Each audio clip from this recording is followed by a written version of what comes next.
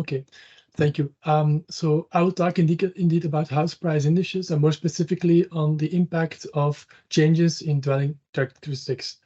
So let me start by the outline. So just to give you some motivation about the research. So in fact, house price measurement is quite difficult because houses sold in a certain period can be of totally different quality than another period. On the left-hand side, you have very old, small houses, bad energy efficiency, whereas on the right-hand side, you have newer houses, bigger houses, more energy efficient houses. So how should house price indices be constructed, and the way that they do this, how they take into account the differences in quality over the different time periods is very different across the indices. So first of all, you have the indices of average or median prices, and they do not at all make any quality adjustments.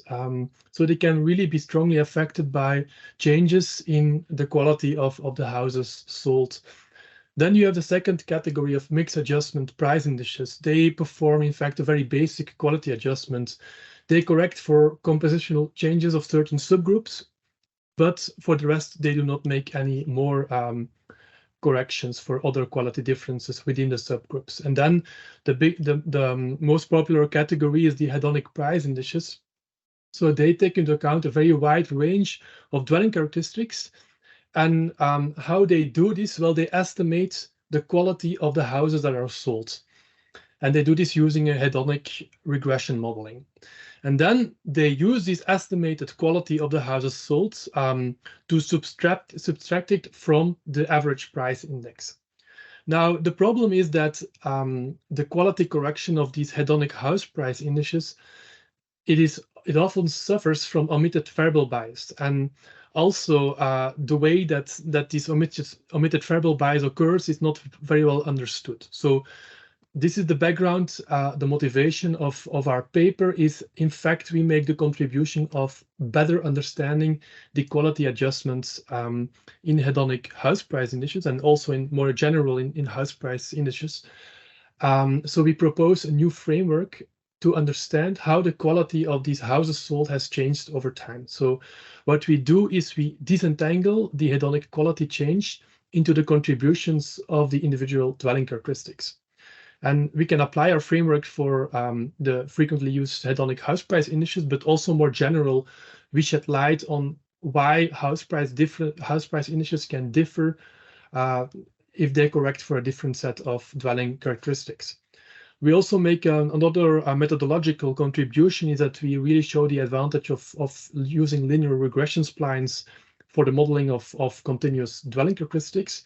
I will not cover this in the interest of time then, but I really want to stress the main takeaway of this presentation is the importance of taking into account energy efficiency, the improving energy efficiency of house prices in order to avoid overestimating price growth. So the key message is that energy efficiency has improved, and will improve much more so that houses in a decade's time are not at all comparable to houses today. And so you really should take it into account, which is currently not at all done in most countries. So how can this be done? Well, by augmenting house transaction data with information on energy efficiency. So in Europe, you have these EPC certificates databases, which can really be combined with transaction data. And this is what we have done for Belgium.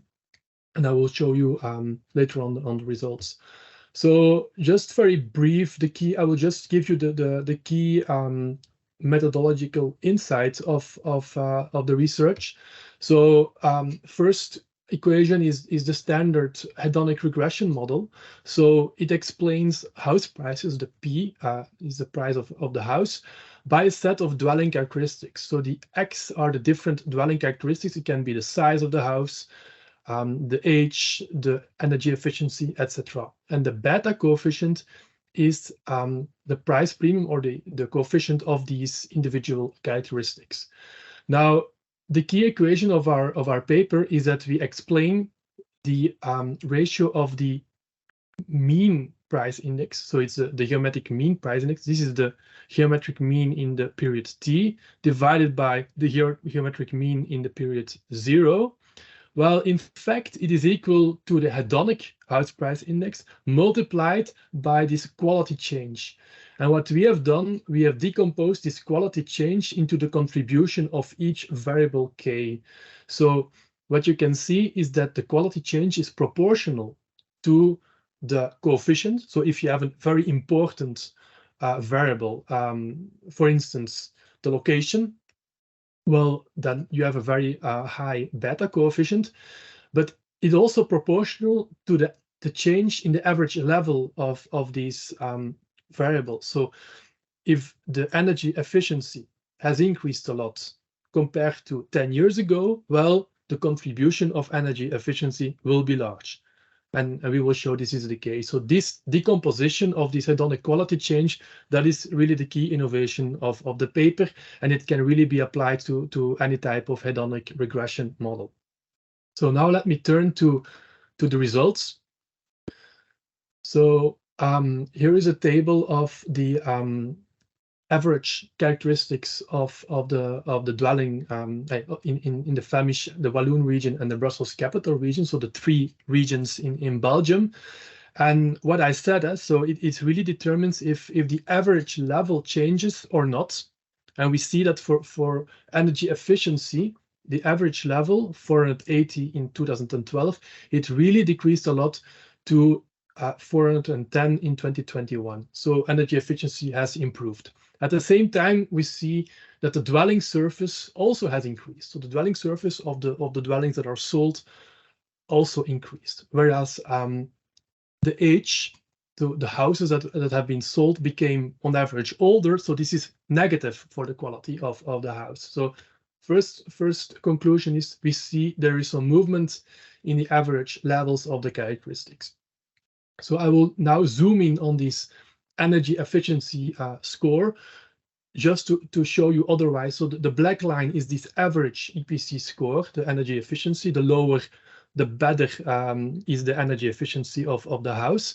And then you have the distribution, because what we do is we model these variables using linear regression splines. And so what we can see is that the dark green colors, which is the very good energy efficient houses, they are increasing over time. And the very important part is that by 2050, the Flemish and the Belgian regions and European objective is to move towards a very energy efficient housing stock. So these green, dark green bars will become much more important. So in the future, correcting for energy efficiency will even be much more important. But even for the previous decade, it has already improved a lot. Now, okay, so we know that the average level of the characteristics has changed. Now, how about the coefficient? Well, I will just show you the price premium of energy efficiency. So you see that there is a big price premium. So the dark green lines are much higher. So the price premium of 15% compared to the EPC, the median EPC label D, so the EPC score of 250 kilowatt hours per square meter. And then if you have very bad energy efficiency, you have a big discount. So energy efficiency is also an important variable.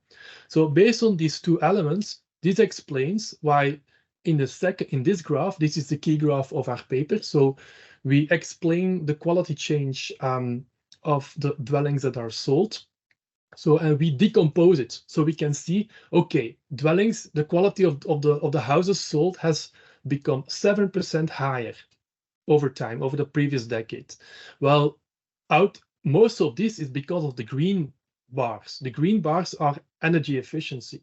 The second element is that dwellings have become bigger in size. This is the blue bar.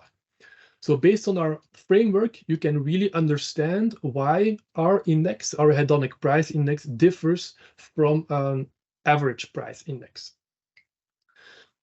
A second element is that we can also look at seasonal effects. So we noticed that, in fact, in Q3 and Q4, this corresponds to sales done in the summer because there is a delay to get the notary notarial deed, there's a delay of 3 months. So Q3 and Q4 corresponds to summer sales. Well, in the summer, houses that are sold have a big garden because it's more attractive to sell a garden during the summer and the spring. So we can really explain that the brown bar really represents the fact that there are bigger gardens that have been sold in Q3 and in the fourth quarter. So we can also look at explain the seasonality in the price indices. Now, when you then plot the hedonic price index and compare it to the average price index, you really see these two elements. So first of all, the cumulative change or the growth of this index is lower. So hedonic price index has increased less than the average price index. And we know why. Well, because the quality of these houses sold has changed. And second, our hedonic price index is less volatile. Also because we take into account these seasonal patterns in the characteristics of the sold houses. Now, what we also can do, so now I have looked at evolutions over time, but you can also look at cross-sectional. So we can also make this decomposition, location effects, and the quality characteristics of the dwelling. So this is the map of Belgium.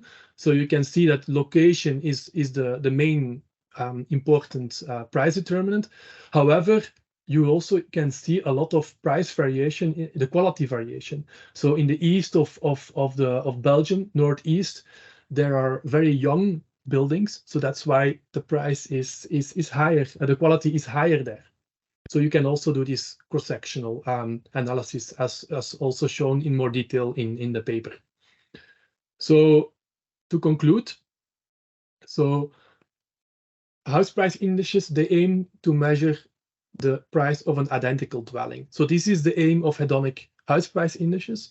However, because of data constraints, data unavailability, they insufficiently control for this quality. And our paper proposes a new framework to disentangle and quantify the contribution of each individual dwelling characteristic to this quality change. And our key message is really to the statistical agencies to take energy efficiency into account, because it really improves a lot and much more even in the future. And if you do not take into account, you will overestimate the price growth of a house. So thank you very much. If you have questions, I'm very happy to answer. Okay, thanks a lot, Peter. Any questions? I have on my side at least one question. So you can see that indeed the impact of the energy quality is huge in terms of total contribution to quality evolutions. Can you see other factors that could play a role apart from energy efficiency? I think, for example, due to let's say the global warming, I guess that besides energy efficiency, perhaps another indicator of quality is your dwelling going to have some air conditioning, for example. I guess that more and more is going to be an important factor in all countries. And so it's not exactly energy efficiency.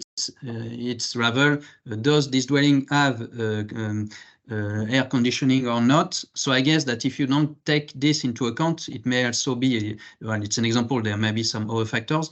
So apart from energy efficiency, which indeed seems to play a huge role, can you see some other factors, apart from the one that I've quoted, that should also be taken into account, not to miss elephants in the room in terms of quality, if I may say? Yes, so actually I wanted to show this table again. So basically, most of these variables are quite stable. They do not change a lot. That's a general tendency. So for instance, municipality location is very important, but the distribution of the houses that are sold, it's quite uniform. It's quite the same. So there is not really big shifts from one decade to another, but energy efficiency, I think it's really the one determinant that will change, and also air conditioning, it's part of this. But I think the price impact of energy efficient dwelling compared to air conditioning. I think energy efficiency has a more important price impact, and so it's more important to take this into account. But you can do this these analysis you can also take into account solar panels separately from the overall energy efficiency score. You can go deeper in this. Just not only take the EPC score, but take into account more variables such as air conditioning, solar panels, etc. So okay, yeah, yes, it opens an interesting area to consider other factors compared to the one that we usually take into account into hedonic calculations. I see that Alexandre has a question. Yes. Yes, thank you, Peter, for the very interesting presentation. I just had a question regarding the database for energy efficiency that you use. You mentioned that it's there is a European database available, or did you use that, or is it a national database only covering Belgium? Yes, and also, sorry, just at which geographical level is it available? Does it go to the municipal scale, building level scale? I'm just curious about this. Yes. Thank you for the question. So in the paper we provide this roadmap. So so we have typically, at least in advanced countries such as Belgium, we have house transaction database, which is made by the notaries. It's based on notarial deeds, and these notarial deeds do not have info on the energy performance of the building. So we have to augment this traditional database. So this is the database that most countries use for computing house price indices, with this energy performance certificates database. And this is at a national level. So it's not a European database. In Flanders, it's even 3 different regions that have the database, but I think in other countries, it's on a national level. And then you have to combine the databases based on the address of the building. And for apartments, this is much harder, at least in Belgium, but for houses, it's quite easy to combine the 2 databases based on the unique identifier, which is the address or the kappa key of the house. Okay, thank you. Okay, thanks a lot, Peter, for this nice methodological paper that could indeed be useful for all countries, because we are used to using the classical hedonic methods, but indeed this opens interesting insights, all the more so, as you said, energy plays an increasing role in all countries.